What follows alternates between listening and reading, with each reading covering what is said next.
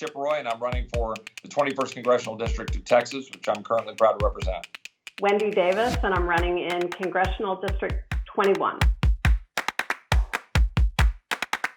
The most important thing was to act quickly to try to minimize travel in and out of the United States, try to make sure that people understood that the virus was something we needed to deal with.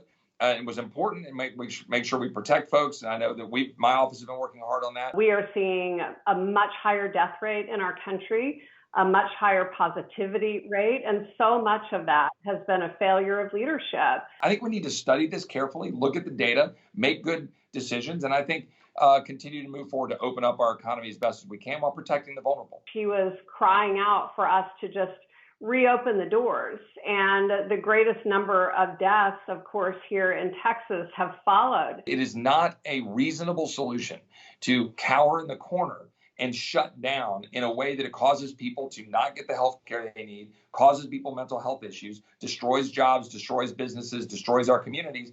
That's not a reasonable answer. We have freedoms, but we have responsibilities too.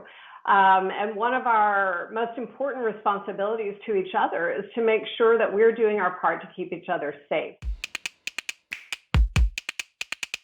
Most Texans and most Americans believe that Roe v. Wade should be left alone. But let's just look at the radical nature of what my opponent believes is something dramatically out of step with most Americans, frankly, and certainly most of the developed world who have restrictions that are far lower than what she filibustered on the floor of the Texas Senate for.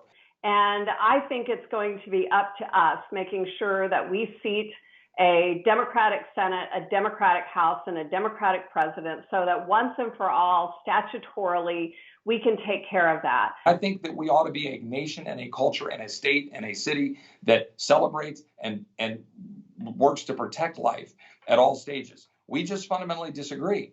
But I also want to make sure that we are fully funding the needs of women's health care in states like ours, where it's been decimated, shredded, the safety net of health care that was once provided by Planned Parenthood and so many other family planning clinics. I'm proud of my track record of standing up and protecting women's health, fighting for women who are involved, unfortunately, in sex trafficking and the sex trade. When I was in the Attorney General's office, fighting to make sure we protect the vulnerable when I was a federal prosecutor.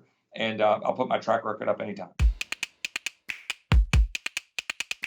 It's absolutely our responsibility in government to make sure that we are calming people's upset right now. The responsibility of leaders is to make sure that they secure the blessings of liberty and keep our communities safe. Okay, that is a fundamental obligation. We have leaders in office right now, like Donald Trump and Chip Roy, who are fanning the flames, who are stoking that violence. But what I will not countenance is anyone who says mobs should be able to rule on our streets, endanger our communities, and do what we've seen happening, where places are getting burned. We cannot condone violence no matter who is a part of it. We cannot condone looting or rioting or physical acts of violence, one against the other. I've been unequivocal in my belief that we should stand up alongside, with, and behind law enforcement.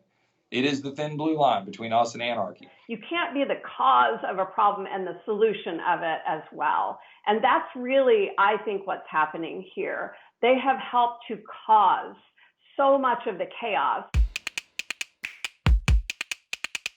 People ask me questions about, hey, you went up to D.C. And you rocked the boat a little bit with both people in your party and the other side of the aisle. And I say to that, amen. It's an approach that is dangerous for families in this district, across the state, and across this country, because he's putting an ideology ahead of the people who elected him. I've been happy to rub people the wrong way where it's appropriate, because the swamp is broken. The establishment there is broken. He voted against disaster recovery, a $19 billion disaster relief bill, $4.5 billion of which came to Texas to help us with Hurricane Harvey relief. When I stood on the floor of the House and I objected to $19 billion, it was because you shouldn't have a vote get passed on the floor of the House with two people in the chamber and nobody there. Nobody in America thinks that's how the House ought to work. I don't think there's a person in this district, if they really understood his record, would applaud it. When I do not work for the president, I do not work for the Republican Party.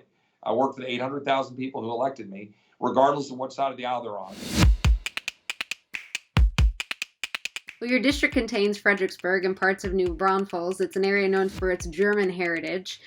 We thought you might need to know some useful German phrases in case you meet a German-speaking voter on the campaign trail.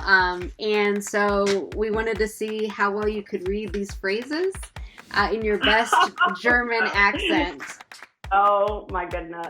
Okay. I certainly don't know German. I know Spanish. Guten Tag. Guten Tag. Oh, guten Tag. Very nice. Es freut mich, Sie kennenzulernen. Es freut mich, Sie kennenzulernen. Es freut mich, Sie kennenzulernen. That's a lot of syllables for nice to meet you. Ich kandidiere für den Kongress der Vereinigten Staaten. Oh my gosh. Ich kandidiere für den Kongress der Vereinigten Staaten. Not bad. Ich kandidiere für den Kongress der Vereinigten Staaten. I'll have to memorize that one. Wirst du für mich stimmen? Wirst du für mich stimmen? Wirst du für mich stimmen? Very nice. So you just held a conversation with a voter.